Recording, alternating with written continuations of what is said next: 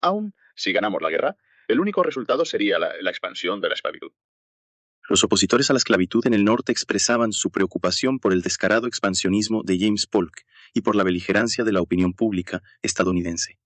El imperio mexicano no era un país fácil de enfrentar, y aunque se lograra la victoria, permitir la esclavitud en los nuevos territorios solo otorgaría más poder e influencia a los propietarios de esclavos del sur. Pero no hay manera de evitarlo. Si te opones a la guerra, te llaman cobarde o traidor. Con el respaldo de la opinión pública, James Polk y el Partido Demócrata llevaban a cabo preparativos bélicos sin reparos, aunque oficialmente lo describían como una medida preventiva. Los rumores eran que Polk no paraba de pregonar la doctrina del destino manifiesto. Incluso entre los que se oponían a la esclavitud en el norte, muchos apoyaban el expansionismo, ya que veían la expansión territorial como una oportunidad económica y un crecimiento nacional. En esas circunstancias era imposible revertir la opinión pública.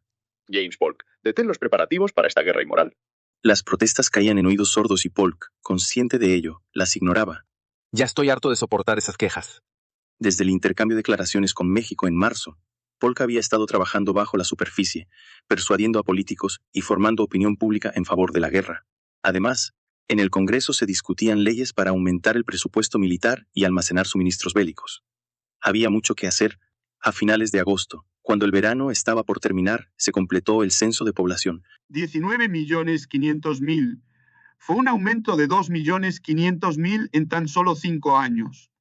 A pesar de las preocupaciones de que la plaga de la papa, que había arrasado desde 1842, pudiera haber afectado la tasa de natalidad, los Estados Unidos de América habían superado la crisis con relativa facilidad, gracias a que cultivaban no solo papas, sino también trigo y maíz, lo que les permitió evitar mayores pérdidas. Ni México. Aún no tenemos noticias. No, señor. Revisamos todos los días, pero no ha llegado ninguna información. ¡Ja, ja!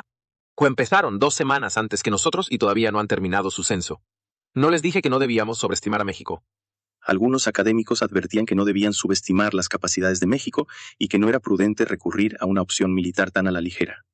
Sin embargo, la opinión general seguía siendo que México no representaba una gran amenaza. Ya hemos esperado bastante. En realidad, solo habían pasado 6 meses, pero para James Polk parecía haber sido mucho más tiempo. Llama al secretario de guerra. El secretario de guerra, William L. Marcy, llegó poco después. Polk lo saludó brevemente y fue directo al punto. Como sabe, señor Marcy, las fugas de esclavos del sur se están volviendo cada vez más frecuentes. A medida que crece el descontento entre los sureños, debemos tomar medidas. Sí, señor presidente. Nuestras tropas están listas para cualquier tipo de apoyo. Me gustaría que organizara varias patrullas pequeñas en la zona fronteriza. Si los esclavos saben que no tienen posibilidad de escapar, disminuirán sus intentos. Era una medida aparentemente razonable, pero Polk no se conformaba con eso.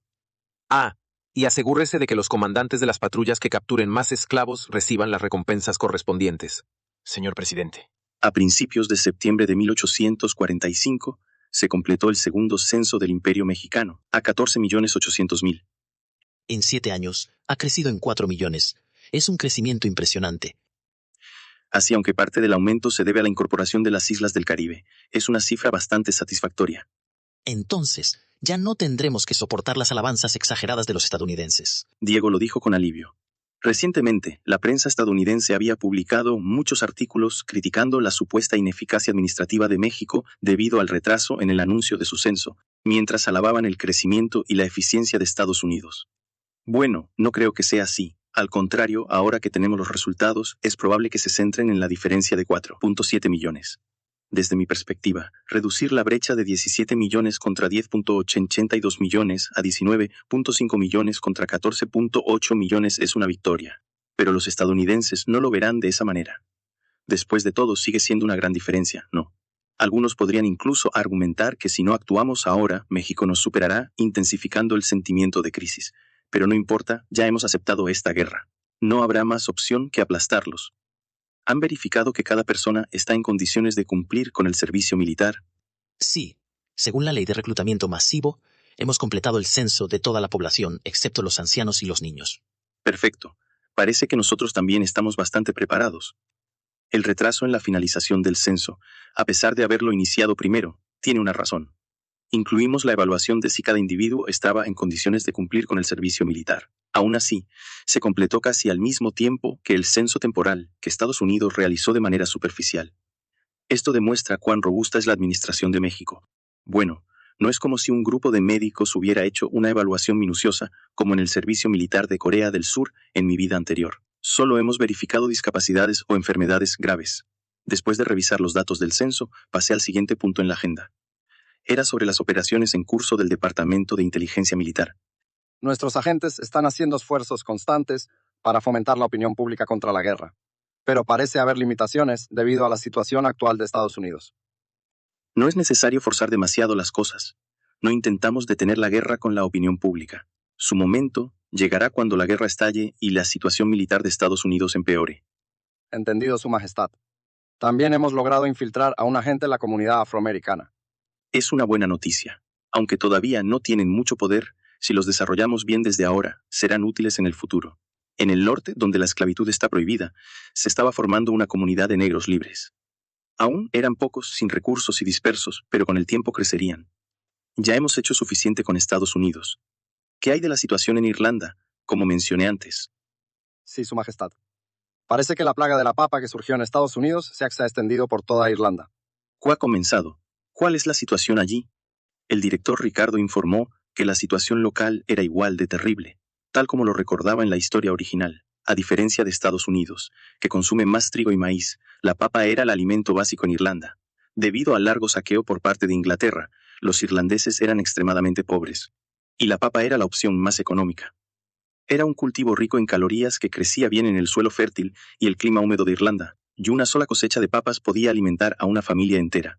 Sin embargo, todas las papas eran en realidad de una sola variedad, y esa variedad llamada Lumper, aunque producía grandes cosechas y era fácil de cultivar, tenía una baja resistencia a las enfermedades.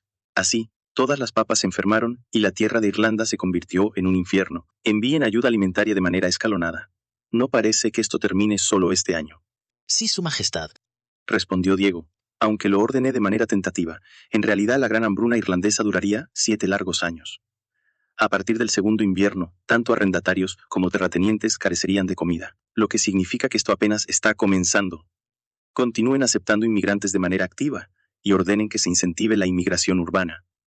Dada la situación, reduzcan temporalmente los incentivos para las empresas de inmigración.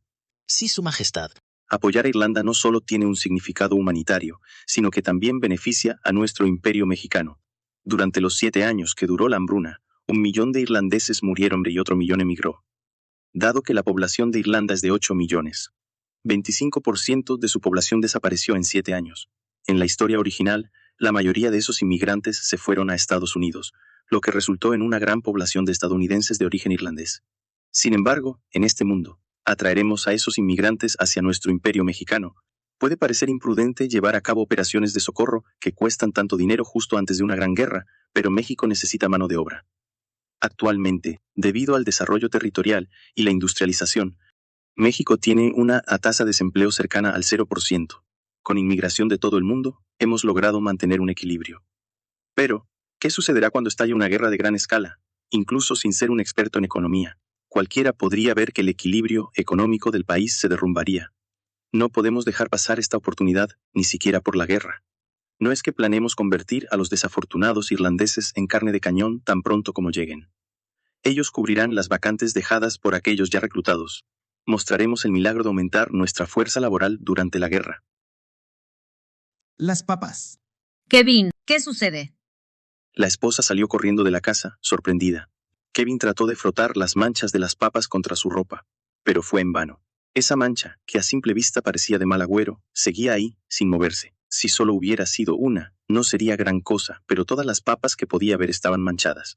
La mayoría de la población de Irlanda vivía en pequeñas granjas que no llegaban a las 15 acres. Esto se debía a que toda la tierra pertenecía a terratenientes ingleses o a grandes propietarios irlandeses que se habían convertido al anglicanismo.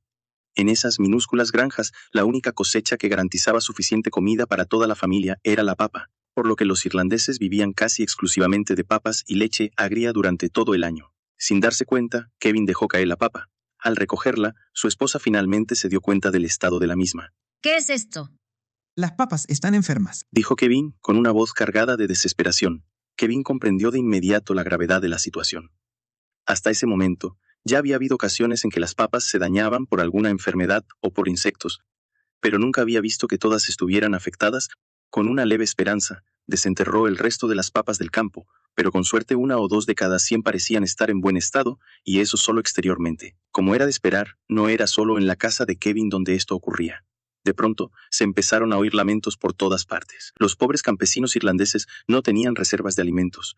No había nada para comer. Algunos intentaron comer las papas enfermas. Si se les quitaba 1/3 de la superficie, el interior parecía estar en mejores condiciones. El sabor no solo era desagradable por la pérdida de nutrientes, sino que la mayoría de las personas acababa con trastornos gástricos o intoxicaciones alimentarias. Para los irlandeses, que ya tenían una nutrición extremadamente deficiente, estas enfermedades podían ser mortales. Otoño de 1845. La mitad de la cosecha de papas en Irlanda había sido destruida. Y hasta aquí llega este capítulo. Muy pronto tendrán los siguientes en el canal, pero si no pueden esperar, recuerden que pueden convertirse en miembros dando clic en el botón Unirse para verlos antes que nadie. No olviden dejar su like y suscribirse si aún no lo han hecho. Gracias por su apoyo y nos vemos en el próximo video.